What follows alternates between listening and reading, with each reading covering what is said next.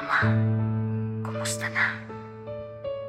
Ang tagal na natin di nagkikita. Sa pagmulat ko ng aking mga mata ay inumulat din ako ng realidad na mundo ang pangungulila ko sa'yo, aking ina. Minsan gusto kitang matawagan sa iyong telepono, nagbabakasali na ika'y sasagot ba sa aking pintuhan ay ako'y nag-aabang pa at umaasa na isang araw bigla kang kakatok at sa akin ay nakangiti. Di na pala dadating ang araw na yun, dahil sa hiraya na lang kita pwedeng makita, sa hiraya na lang kita mayayakap. Sana'y sa aking